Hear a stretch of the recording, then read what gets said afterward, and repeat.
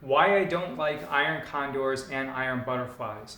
David Jaffe with BestStockStrategy.com, where I earn around $1 million a year by trading options. You can go to BestStockStrategy.com, enter in your email address, and receive free training that is better than everyone else's paid training materials. So what an iron condor and an iron butterfly is an iron butterfly is you're selling a straddle spread. So for example, let's say Facebook is trading at like 157 right now. You would then sell a put and a call with a strike price of 157, let's say 6 weeks out, and then you are then also going to sell the wings, which are around $3 below and $3 above. So in this case, you would sell a straddle, which means you would sell a put and a call with a strike price of 157. You would then buy the 154 put, and then you would sell the 160 call. And all of these would have the same expiration date. This would be called an iron butterfly. An iron condor would be very similar to that, except instead of selling a straddle, you would then sell a strangle.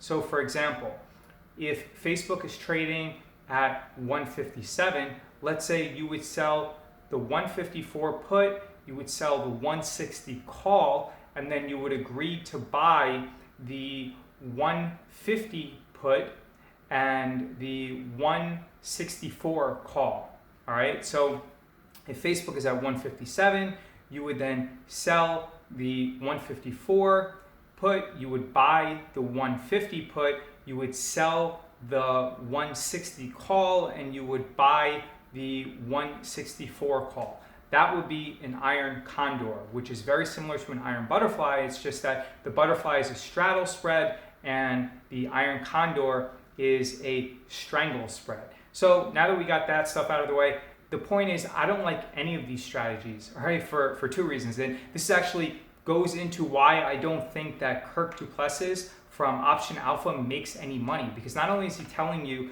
that you should do iron butterflies and iron condors, but he's also telling you that you should do them on ETFs, which have about half as much premium as regular underlyings. So you're not going to make any money by doing these strategies, all right? And I mean, look, you will make some money. It's better than like buying options because you're not gambling. So yeah, if you sell some strangle spreads, then your returns will be like relatively low. Like maybe you'll make like 10 or 15% a year, which isn't that bad. I mean, it's better than losing money, which is what you're going to do when you day trade or use technical analysis or trade penny stocks.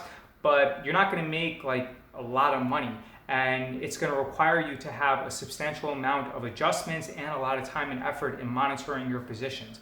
So going back to why I don't like these positions, and also this fits into the video that I made of why I don't think that Option Alpha and OptionAlpha.com, why following their strategy is going to make you any money. First off, it's a spread. I don't like spreads. Trading naked options are by far your best way because it maximizes the amount of premium that you receive. It's a lot easier to manage those positions, and it also inherently makes it a lot harder for you to trade too many contracts because it reduces the amount of buying power that you use up for every position that you open.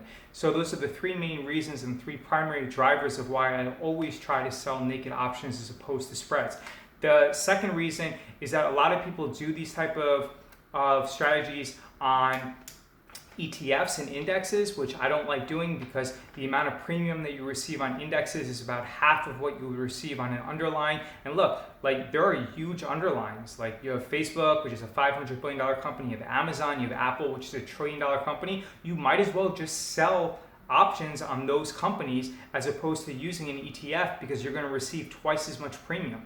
The third reason is I just don't like selling calls, right? From my experience, and I've made thousands of trades every single year, I can tell you that the likelihood that a call gets challenged is around 3 to 4 times as high as the likelihood of having your put challenge. Now, yes, if the market turns and we enter a bear market, then I will definitely sell calls. And in February of 2018, I made around $100,000 by selling calls on Amazon.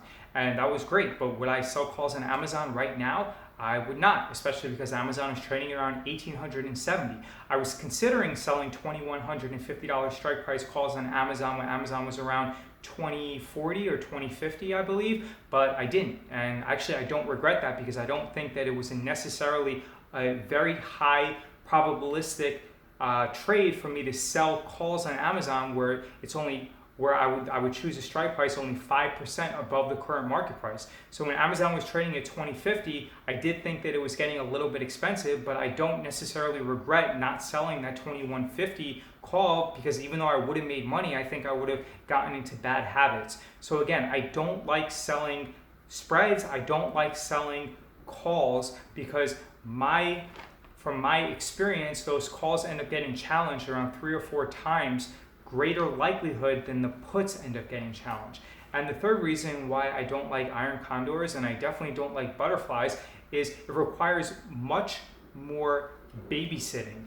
You're gonna have to make a lot of adjustments in your account. So that's going to increase the amount of commissions that you pay. You're going to have to log into your account 3 to 4 times a day to make sure that the underlying stock price is staying relatively close to the strike prices that you choose. So if Facebook is trading at like 157 and you're trading an iron butterfly, you have to make sure that Facebook doesn't fall to like 152 or that it doesn't trade up to like 165 because then you're going to lose money. So yeah, I understand like the whole argument about, hey, I'm going to sell an iron butterfly and then I'm going to close it out at 25% profit.